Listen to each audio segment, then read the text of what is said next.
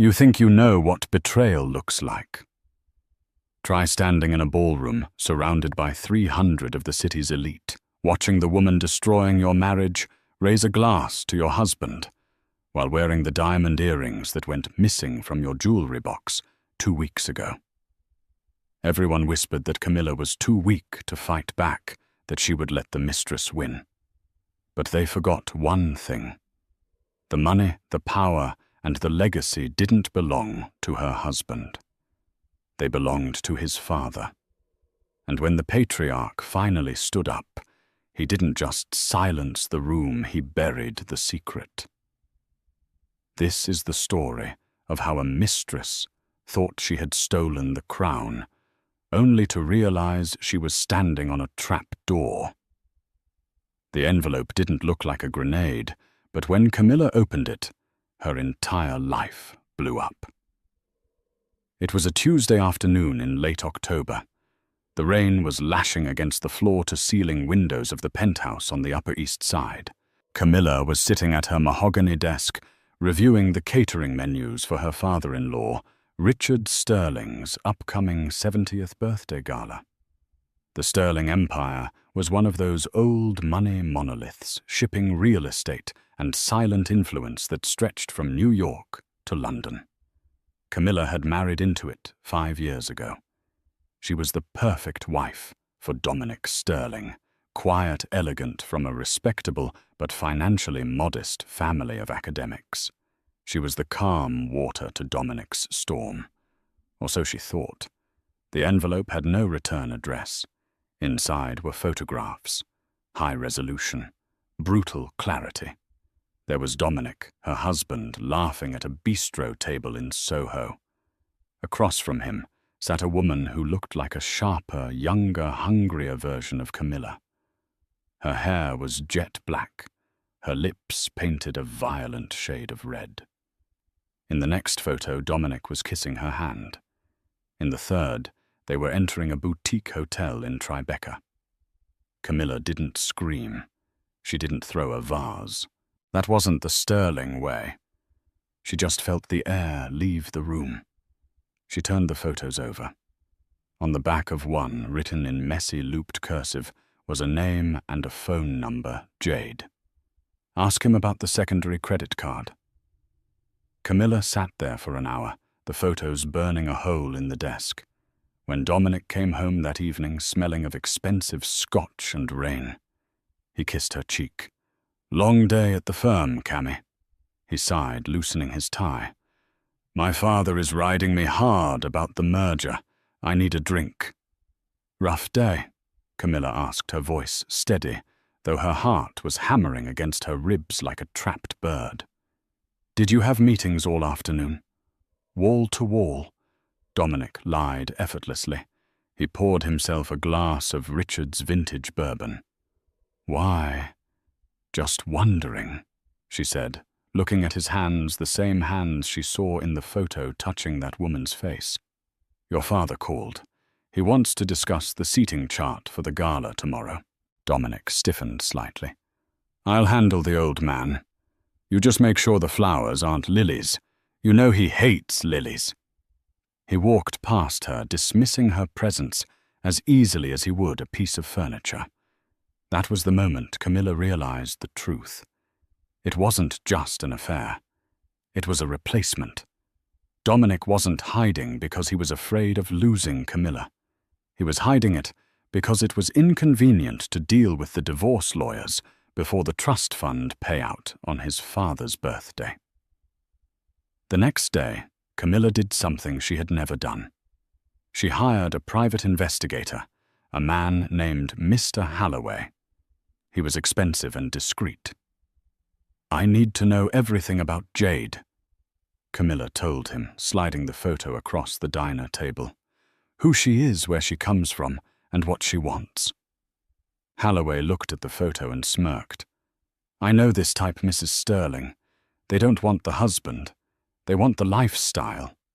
I'll have a dossier in 48 hours. 2 days later, Camilla learned the first twist. Jade wasn't a random stranger.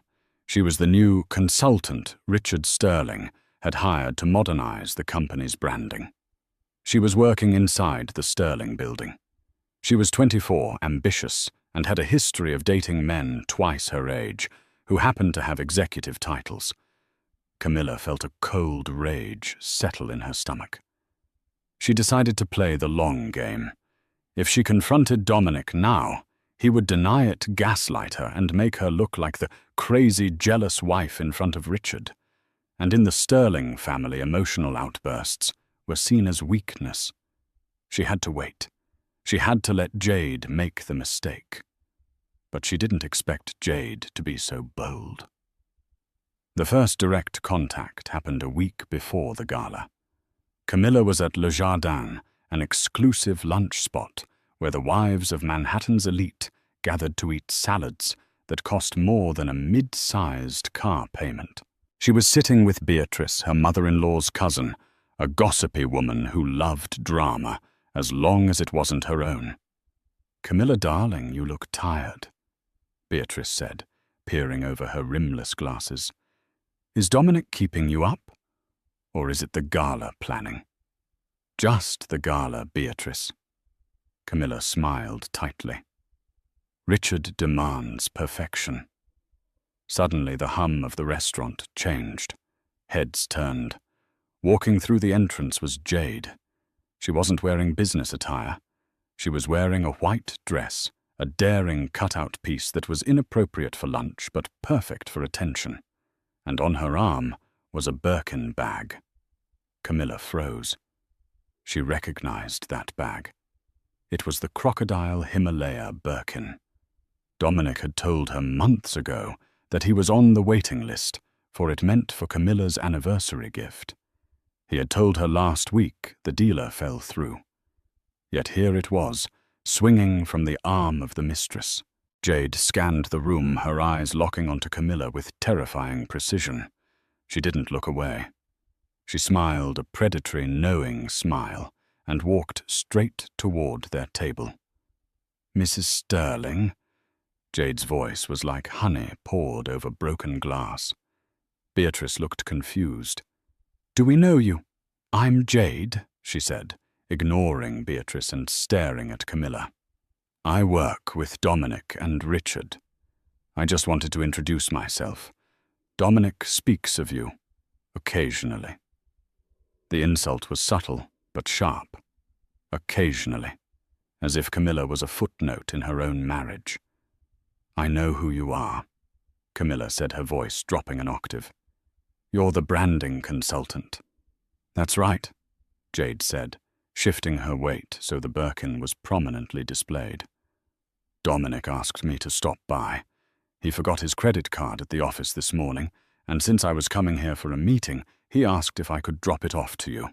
He thought you might need it for the gala shopping." She reached into the bag and pulled out Dominic's limitless black card. She placed it on the table. It was a power move. She was establishing dominance. She was saying, "I have his bag, I have his money, and I have his trust." "How thoughtful," Camilla said, not touching the card. "Though I have my own cards, you can keep it. Dominic might need it to buy you a dress that actually fits the dress code." The table went silent. Beatrice gasped softly. Jade's smile didn't falter, but her eyes hardened. "Careful, Camilla. Styles change. Some things go out of fashion. Husbands, branding, wives." She leaned in closer, dropping her voice to a whisper, so only Camilla could hear. "He's leaving you, you know, after the birthday party. He's just waiting for the check to clear. So enjoy the credit card while it still works."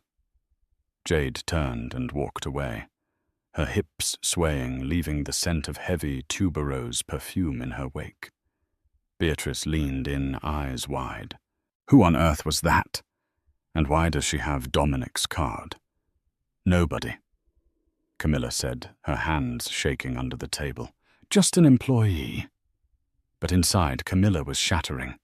"He's leaving you after the party." That night, Camilla tested the waters. She waited until they were in bed. The lights were off. "Dominic," she whispered, "do you love me?" Silence stretched for 10 seconds. Too long. "Of course, Cammy," he mumbled, half asleep. "Don't ask silly questions. Go to sleep. We have the dinner with my father tomorrow." Camilla lay awake, staring at the ceiling. She realized Jade was right. Dominic was checking out. He was weak, easily manipulated, and bored. Jade had convinced him that she was the excitement he needed.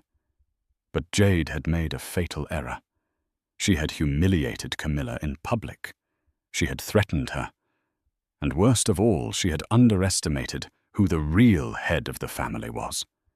Camilla wasn't going to beg Dominic to stay. She was going to make sure that when he left with nothing. The next evening was the family dinner at the Sterling estate, a sprawling mansion in the Hamptons where Richard Sterling held court. Richard was a man of few words, hard lines, and cold eyes. He had built his empire by crushing competitors and rewarding absolute loyalty. He tolerated Dominic, but he didn't respect him. Dinner was a tense affair.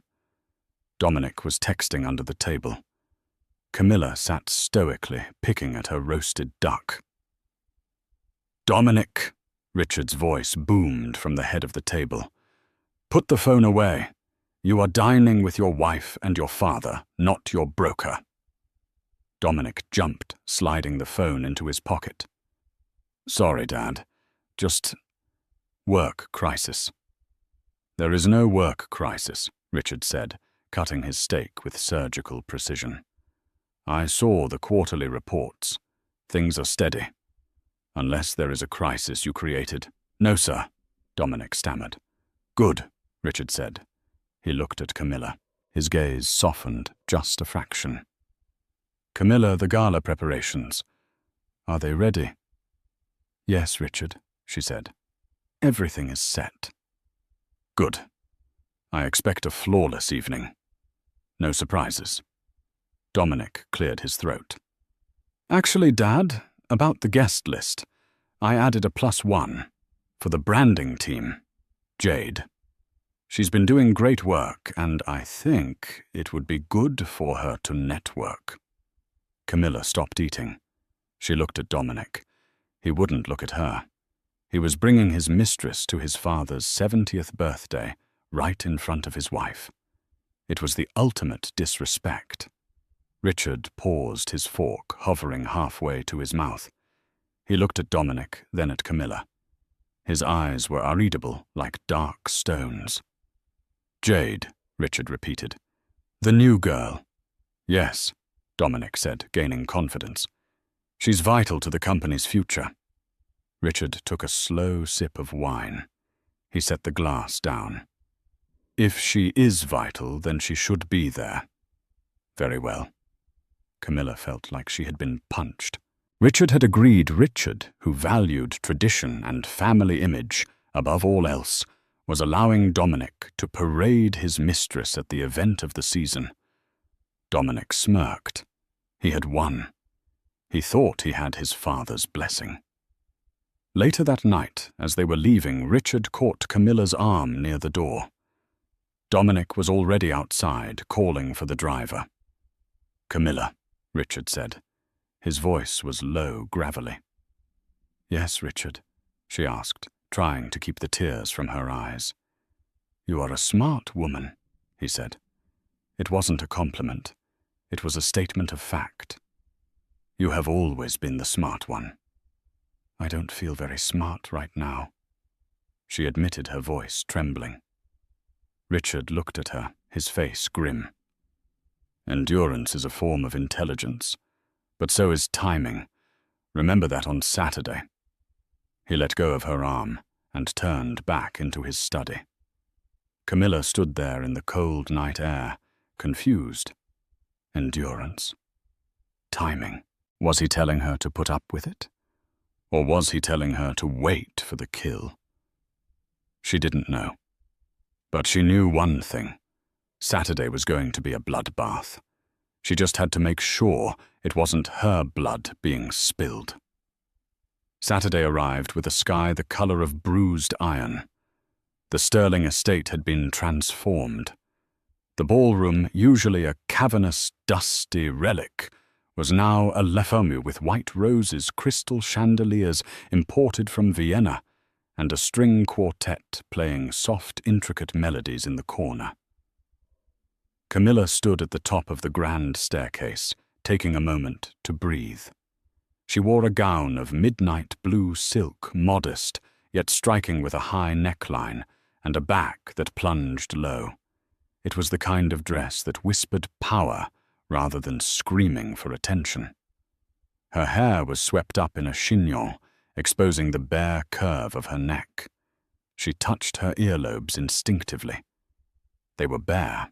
She had planned to wear the sterling sapphires earrings that had belonged to Richard's late wife, Catherine. They were Dominic's gift to her on their wedding day, a symbol that she was part of the family. But when she had gone to the safe that morning, they were gone. Dominic had shrugged it off while fixing his cufflinks. "You probably misplaced them, Cammy. You've been so scattered lately with the party planning. Just wear the pearls." The gaslighting was becoming a second language to him. Camilla descended the stairs, pasting a smile on her face. The guests were arriving. These were the titans of industry senators, oil magnates from Texas, tech billionaires from Silicon Valley.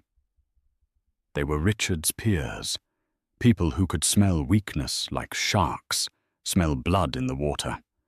She greeted them with practiced grace, handshakes, air kisses, polite inquiries about children and summer homes, but her eyes kept darting to the entrance. At 8:15 p.m., the heavy oak doors swung open. Dominic entered first. He looked dashing in a bespoke tuxedo, the very image of the dutiful son and heir. But he didn't turn to wait for his wife. He turned to usher in his +1. The room seemed to inhale sharply. Jade stepped into the light. She had ignored every unwritten rule of the Sterling dress code. While the wives and heiresses wore pastels, navies, and blacks, Jade wore red. A violent, screaming crimson. The dress was strapless, tight enough to look painted on, with a slit that rode dangerously high up her thigh. It wasn't a dress for a 70th birthday gala. It was a declaration of war. She clung to Dominic's arm, her fingers manicured into long, sharp talons. As they walked into the room, conversation stalled. Eyes flicked from Jade to Camilla, then back to Jade. The whisper network ignited instantly. "Is that her?" The consultant. "Look at the way she's holding him." "Where is Camilla?" Camilla stood near the champagne tower, her knuckles white as she gripped her flute.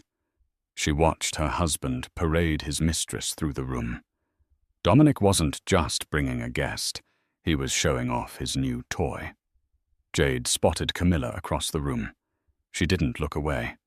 Instead, she whispered something in Dominic's ear.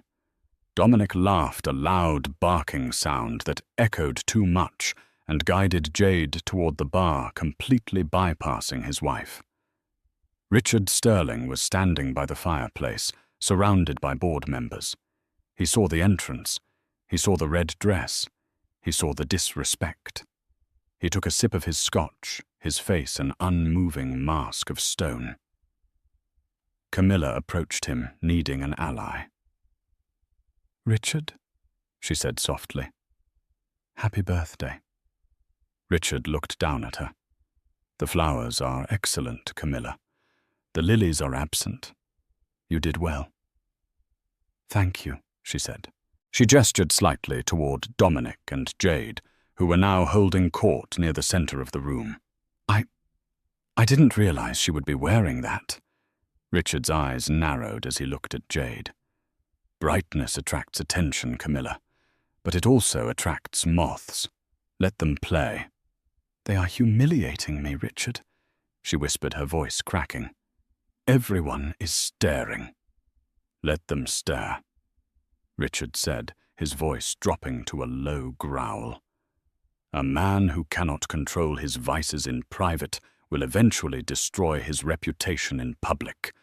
Tonight is a test, Camilla. For him and for you. A test of what?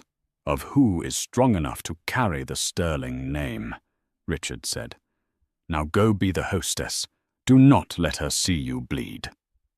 By 9 p.m. the alcohol was flowing, and the initial shock had worn off, replaced by a morbid curiosity. The guests were watching the trio like it was a live theater performance.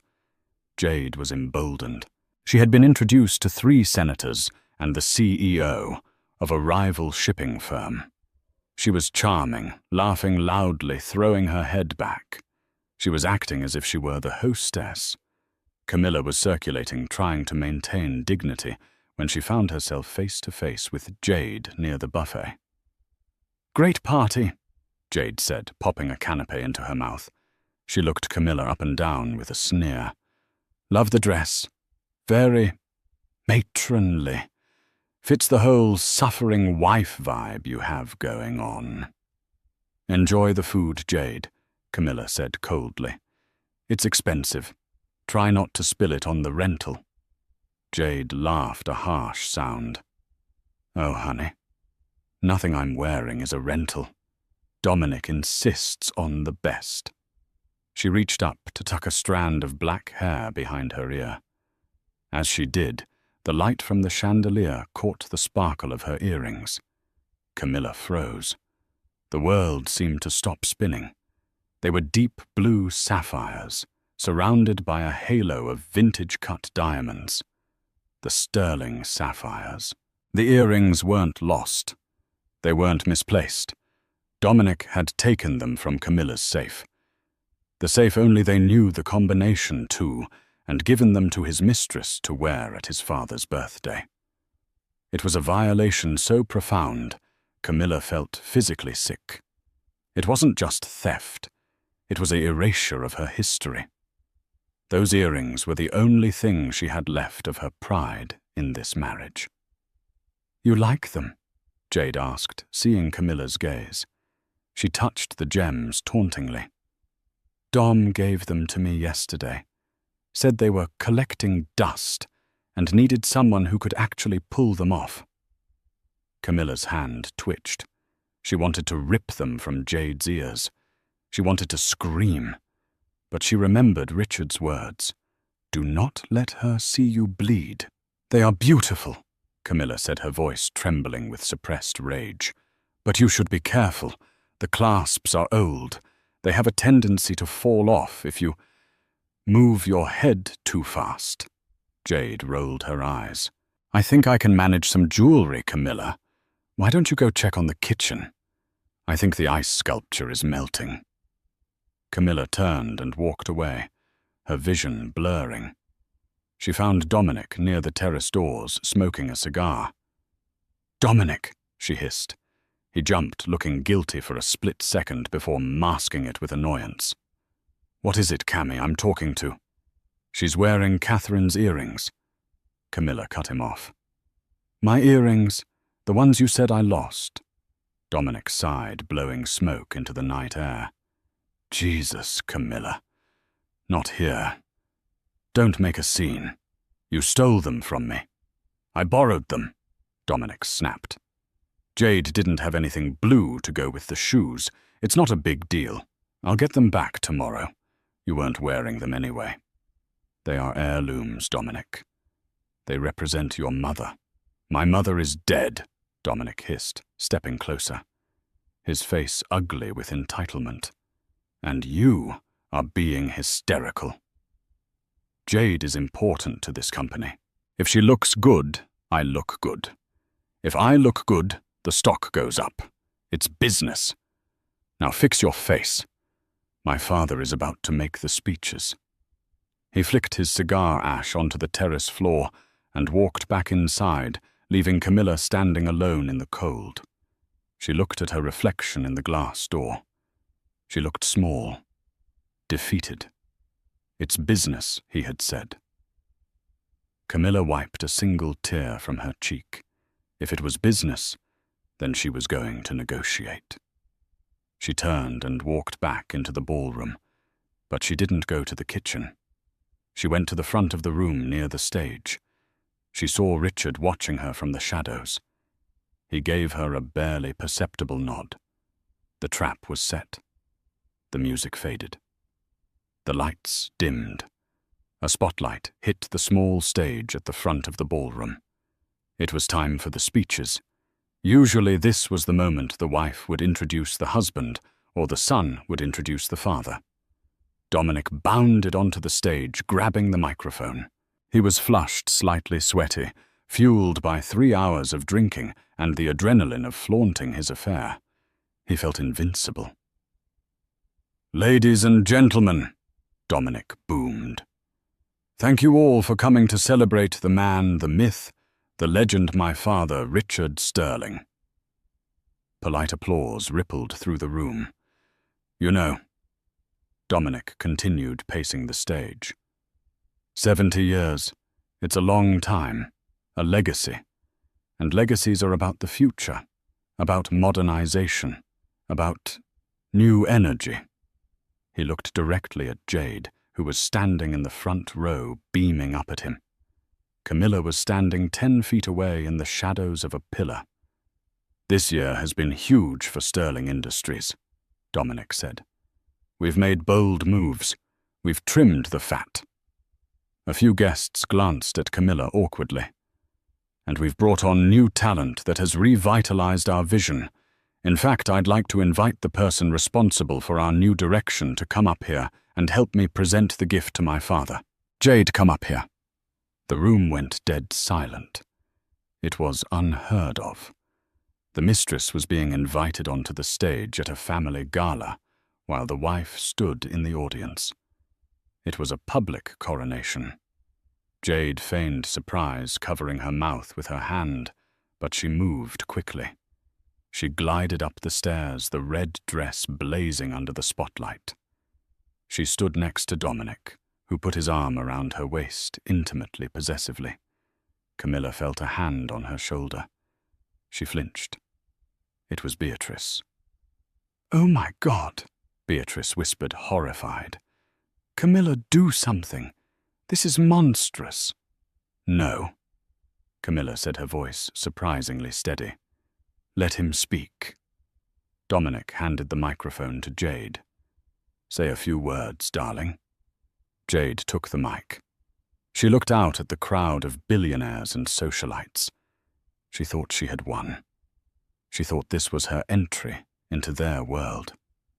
"Hi, everyone," Jade said, her voice breathless. "It's such an honor to be here. Working with Dominic and Richard has been a dream. We have such big plans for the future.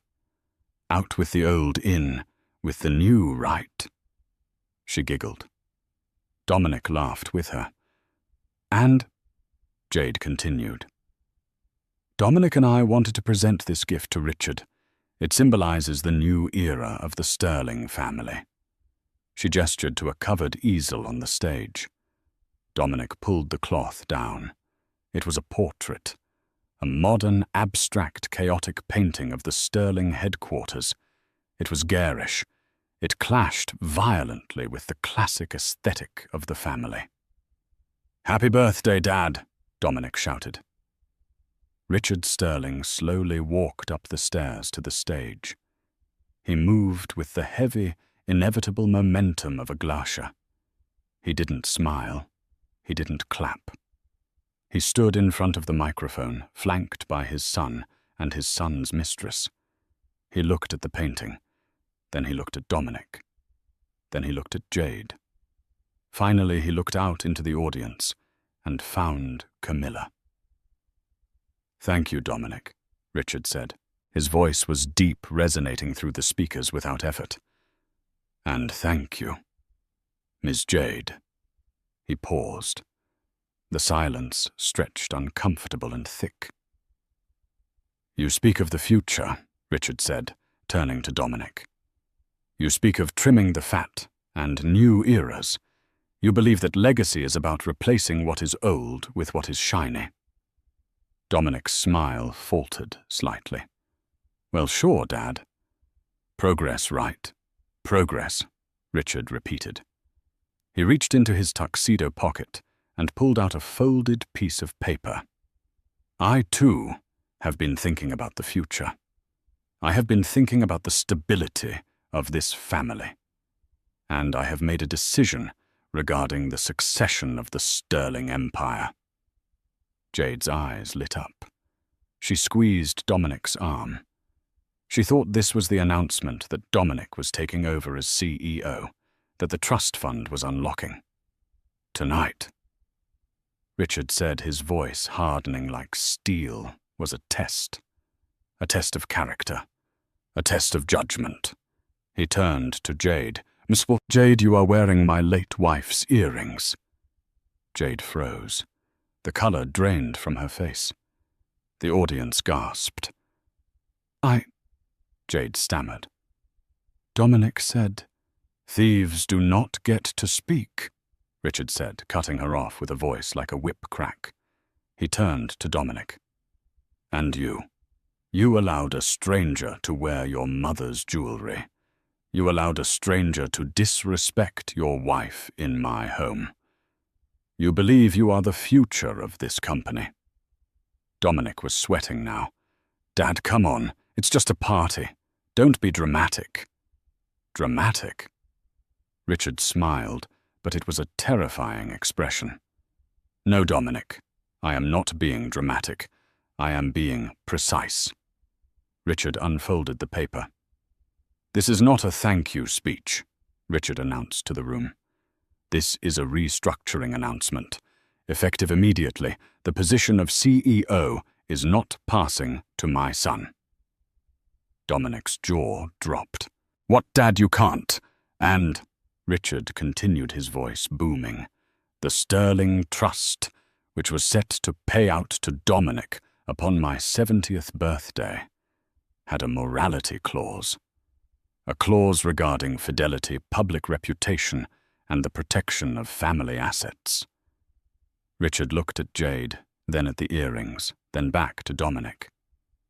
You have violated all three.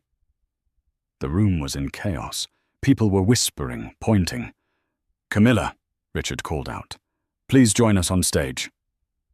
Camilla took a breath. She smoothed her blue dress. She walked up the stairs, head held high. She didn't look at Dominic. She didn't look at Jade. She stood next to Richard.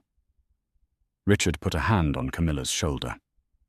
Ladies and gentlemen, Richard said, I would like to introduce you to the new acting CEO of the Sterling Foundation and the sole beneficiary of the family trust, my daughter-in-law, Camilla.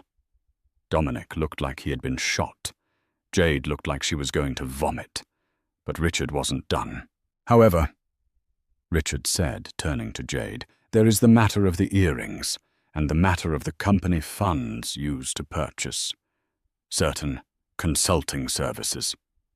He signaled to the back of the room. The doors opened again. But it wasn't a guest. It was the police. The silence in the ballroom was absolute. It was the kind of silence that usually precedes a natural disaster. 3 uniformed officers and 2 detectives in plain clothes wove through the frozen crowd of Manhattan's elite. The crystal glasses stopped clinking. The whispers died. All eyes were glued to the stage where the Sterling family drama was unraveling in real time. Jade's confidence, previously armored by the red dress and the stolen diamonds, shattered instantly. She took a step back, bumping into the easel that held the ugly, abstract painting. Richard! Dominic stammered, his face draining of color until he looked like a wax figure. What is this police for a birthday party?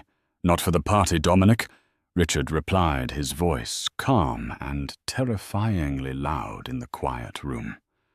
For the audit. One of the detectives, a stern woman with a sharp bob, stepped onto the stage. She flashed a badge. Jade Miller. Jade's voice was a squeak. Yes, we have a warrant for your arrest regarding grand larceny wire fraud and embezzlement of corporate funds from Sterling Industries. "Embezzlement?" Jade screeched, looking wildly at Dominic. "I didn't steal anything. I'm a consultant. I have invoices." Richard stepped forward, pulling a folded dossier from his inner jacket pocket. He held it up for the room to see. "Invoices for branding research that curiously match the exact price of a penthouse lease in Soho," Richard declared. "Invoices for client retention that match the price of a vintage Porsche 911. And of course the company credit card usage for luxury goods, including the dress you are currently wearing." The crowd gasped. The humiliation was total. Jade wasn't just a mistress. She was a thief. She was wearing stolen money. "Dominic approved it," Jade shouted, pointing a shaking finger at him. "He signed off on everything. He said it was part of my compensation package." All eyes turned to Dominic. This was the pivotal moment. A man with a spine would have stood by his lover. A man with honor would have taken the fall. Dominic Sterling was neither. I didn't know." Dominic stuttered, backing away from Jade, as if she were contagious. She must have forged my signature. I never approved personal expenses. She manipulated me." Jade's jaw dropped. The betrayal was so sharp it was almost audible. "You liar. You told me your father was too old to notice. You told me we were entitled to it." "That's enough," the detective said, stepping into Jade's personal space. "Ms. Miller, turn around and place your hands behind your back." "Wait," Richard interrupted. "One moment, detective." Richard turned to Camilla. "The evidence, my dear." Camilla stepped forward. She looked at Jade, not with anger, but with a pity that was far worse than hatred. She walked up to the mistress who had terrorized her for months. "The earrings," Camilla said softly. "They are not evidence. They are family property. Take them off." "I can't," Jade sobbed, her hands trembling uncontrollably. "I can't undo the clasp." "Allow me," the detective said. But Camilla shook her head. "No," Camilla said, her voice strengthening. "I'll do it." Camilla reached out. Her hands were steady. She undid the heavy platinum clasps of the sterling sapphires. She felt the cold metal and the heat of Jade's skin. She removed the first earring, then the second. Jade stood there, stripped of her borrowed glory, weeping black mascara tears onto her red dress. Camilla held the earrings up to the light. They sparkled untainted by the tawdry drama. She placed them into her clutch. "Now," Camilla said, stepping back, "you can take her." The police cuffed Jade. The click of the metal echoed through the microphone that was still live. As they marched her off the stage and through the crowd, the guests parted like the Red Sea recoiling from her. The woman who had entered the room thinking she was a queen was leaving as a criminal. Dominic stood alone on the stage, shifting his weight. He tried to laugh, a nervous hacking sound. "Well, talk about a misunderstanding, right? Dad, good thing you caught her. I had my suspicions, but—" "Get off my stage," Richard said. He didn't shout. He didn't look at Dominic.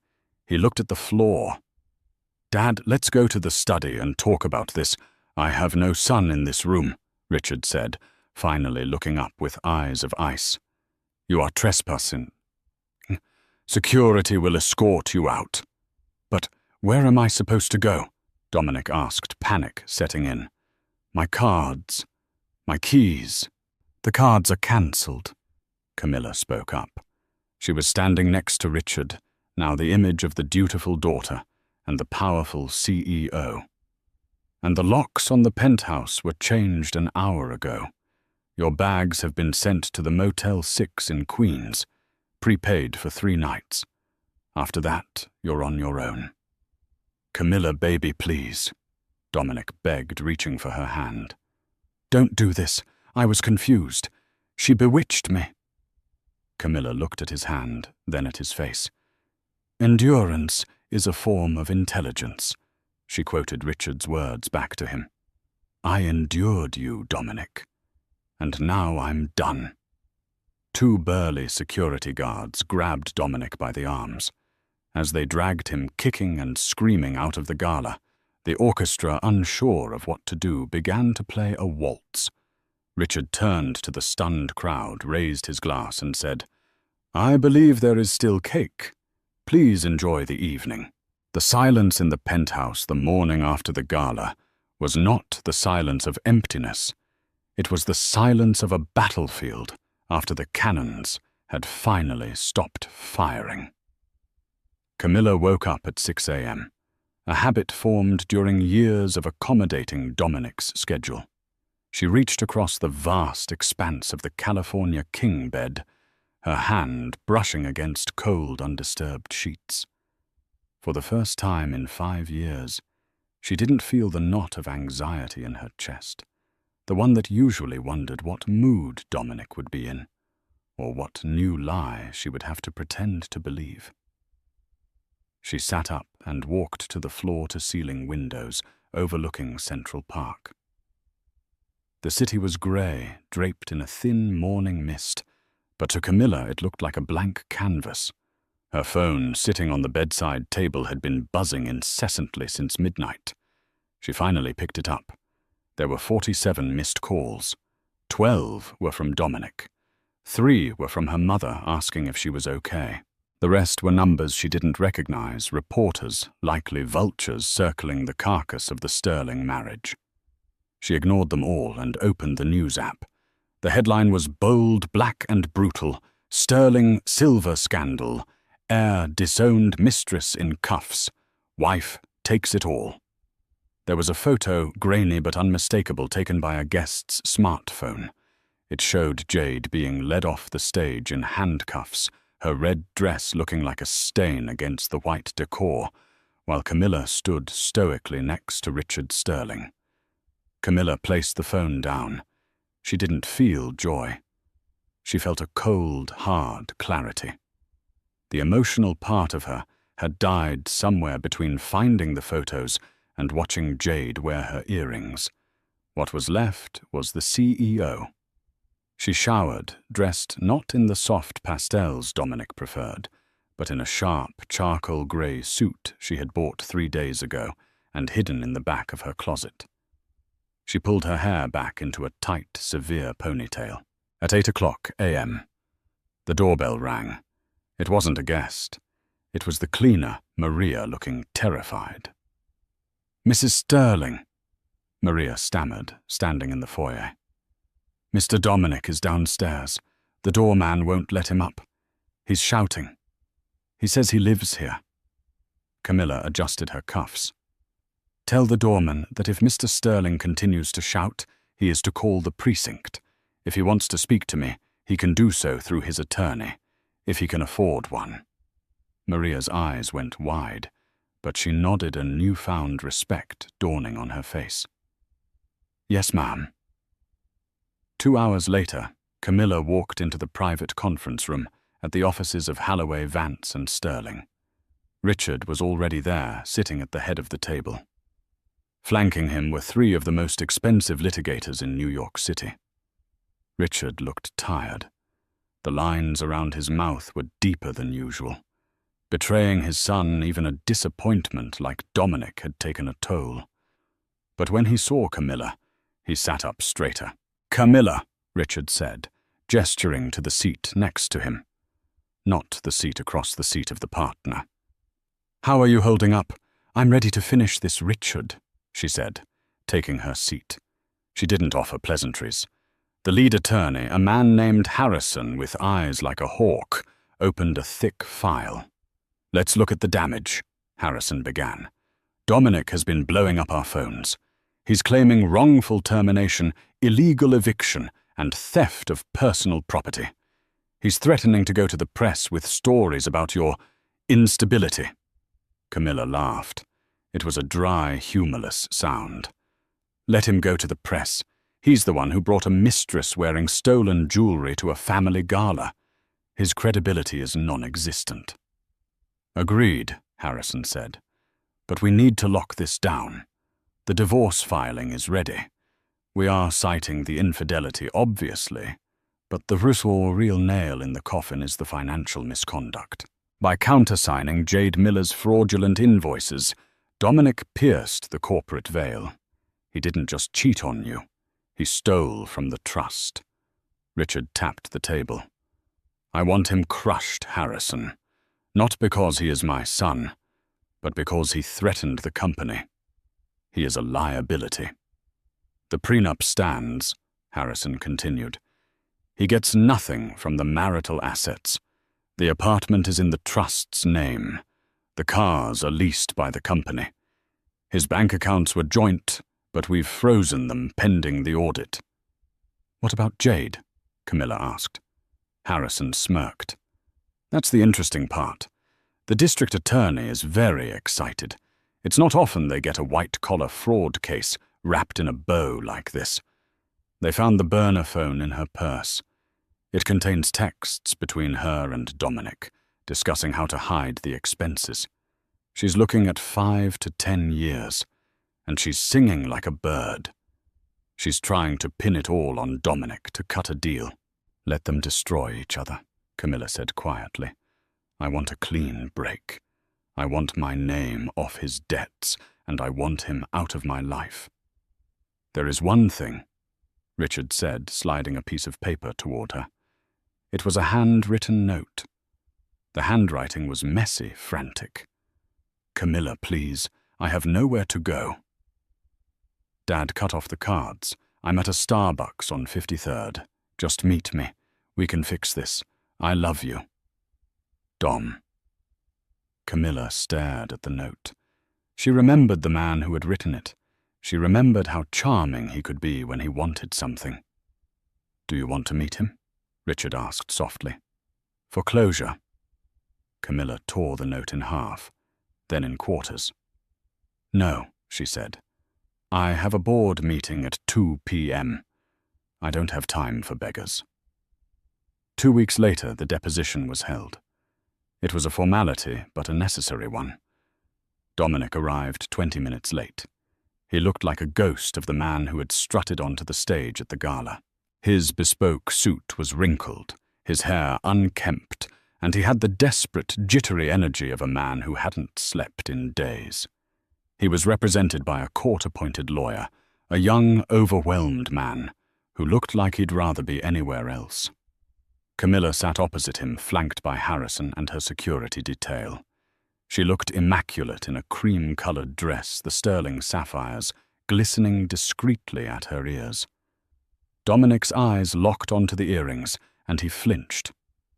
Cammy, he started, his voice cracking. You look great. Mrs. Sterling, Harrison corrected sharply. You will address her as Mrs. Sterling or the plaintiff. Dominic glared at the lawyer. She's my wife. We have a history. We have a lawsuit, Camilla said, her voice ice-cold. Sign the papers, Dominic. I can't believe you're doing this, Dominic hissed, leaning forward. After everything. One mistake. I was drunk. She threw herself at me. One mistake. Camilla raised an eyebrow. You leased her an apartment in Soho for 8 months, Dominic. That's not a mistake. That's a second life. You bought her a Porsche with the money meant for your father's charity foundation. You gave her my dead mother-in-law's jewelry. I was going to get it back. You never intended to get anything back, Camilla said. You thought I was stupid. You thought I was the quiet, mousy librarian you married who would look the other way as long as she had a credit card. You forgot that I managed the household finances. I saw the leaks. I just needed proof. She slid the settlement agreement across the table. Here are the terms, she said. You admit to the adultery. You admit to the financial negligence. You waive all rights to the Sterling Trust. In exchange, Richard agrees not to press criminal charges against you for the embezzlement. You walk away free, but with nothing. Dominic read the paper, his hands shaking. Nothing but... How am I supposed to live? I don't know how to work a regular job, Camilla. Then I suggest you learn, she said. I hear Starbucks is hiring. You're already spending a lot of time there. Dominic looked at her, searching for a trace of the woman who used to rub his back when he was stressed. He found only a stranger. He signed the paper. The scratch of the pen sounded like a scream in the quiet room. As he stood up to leave, he paused at the door. You'll fail, you know. He spat out a last petty attempt to hurt her. You don't know how to run the company. You're just a housewife. Dad is using you. Once the heat dies down, he'll dump you too. Camilla didn't even look up from her files. Goodbye, Dominic. The trial of Jade Miller took place 3 months later. It was the social event of the season, though, for all the wrong reasons. The courtroom was packed. Camilla didn't attend. She was in Tokyo closing a shipping deal that Dominic had neglected for 2 years. But she watched the live stream from her hotel room. Jade looked terrible. The prison holding cell had not been kind to her. Her hair was limp, her skin sallow, and she wore a grey jumpsuit that hung loosely on her frame. There was no defiance left in her only terror. The prosecutor was ruthless. He displayed the charts of the stolen money. He showed the text messages where Jade mocked Camilla, calling her the frump and the placeholder. He painted a picture of a predator who had targeted a wealthy family and consumed their resources like a parasite. When it was Jade's turn to speak, she wept. I'm sorry, she sobbed into the microphone. I got caught up in the lifestyle. Dominic told me it was okay. He said he was the king. I just wanted to be someone. The judge, a stern woman with zero tolerance for vanity, looked over her spectacles. Ms. Miller, the judge said, you conspired to defraud a major corporation. You humiliated a family, and you show little remorse for the theft, only for the fact that the money has stopped flowing. You wanted to be someone. Now you are someone. Inmate number 8940. Sentence 4 years in federal prison. Restitution of $2.4 million. Jade's scream as the gavel banged down was a sound that would haunt the social circles of Manhattan for years. But in Tokyo, Camilla simply closed her laptop, took a sip of green tea, and went back to work. 6 months post-gala. The Sterling Industries headquarters had changed. Under Dominic, the office had been a boys' club, loud, chaotic, fueled by ego and 3 martini lunches. Under Camilla, it was a machine. She had cleaned house. The sycophants who had covered for Dominic's affairs were fired. The marketing consultants who did no work were purged. In their place, she hired hungry, intelligent women and men who cared about the work, not the prestige. Camilla sat in the corner office, the office that had been Richard's, then Dominic's. She had replaced the heavy mahogany desk with a sleek glass one. The air smelled of fresh orchids, not stale cigar smoke. The intercom buzzed. Mrs. Sterling, Mr. Sterling Sr. is here. Send him in. Richard walked in. He was using a cane, now his walk slower, but his eyes were bright. He sat down in the guest chair. The quarterly reports came out this morning, Richard said. And, Camilla asked, not looking up from her screen. Up 18%, Richard said. A smile cracked his stony face. The highest jump in 5 years. The Tokyo deal saved the quarter. It wasn't magic, Richard, Camilla said. It was diligence. Dominic never read the contracts. I did. Richard nodded slowly. You know, when you married my son, I thought you were suitable, pleasant, safe. Boring, Camilla corrected him. Perhaps, Richard admitted. But I was wrong. You are not safe, Camilla. You are dangerous. You are the finest investment this family ever made. He placed a small velvet box on the desk. What is this? I'm stepping down as chairman of the board officially next month, Richard said. I'm moving to the vineyard in Tuscany. I'm done with the noise. I want you to take the chairmanship. Camilla opened the box. Inside was a lapel pin, the sterling crest, but in platinum and diamonds. The pin worn only by the head of the family. Dominic will contest this, Camilla said. Dominic, Richard said with a wave of his hand, is irrelevant. The irrelevant man made one last attempt. A week after Richard's offer, a letter arrived at Camilla's office. It wasn't a text or a frantic note this time. It was a formal loan application to the Sterling Foundation. Camilla read it with a mix of pity and disbelief. Applicant Dominic Sterling. Project Phoenix Ventures, a venture capital firm. Amount requested $5 million. Collateral none. References none. In the personal statement section, Dominic had written, I know we have our differences, but I have ideas, Cammy. I can turn this around. I just need seed money. I'm a Sterling. It's in my blood. Help me, and I promise I'll pay you back double. He still didn't get it. He thought the name was the magic key. He thought that because he was born a Sterling, he was owed success. He didn't understand that the name didn't make the leader. The leader made the name. Camilla picked up her red fountain pen. She didn't call him. She didn't schedule a meeting to gloat. She simply drew a large red X across the application. Underneath in the reason for rejection box, she wrote, Sterling Industries does not invest in high-risk, low-character liabilities.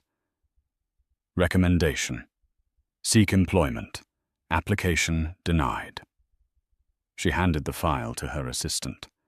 Mail this back, standard postage, no rush. That evening, Camilla returned to the penthouse. It had been redecorated. The dark leather and heavy drapes were gone, replaced by airy linens and light wood. It felt like her home now. She poured a glass of vintage Pinot Noir, Richard's own label from Tuscany, and stepped out onto the terrace. The wind was whipping around the skyscrapers, cold and biting, but Camilla didn't shiver. She looked out over the glittering grid of Manhattan.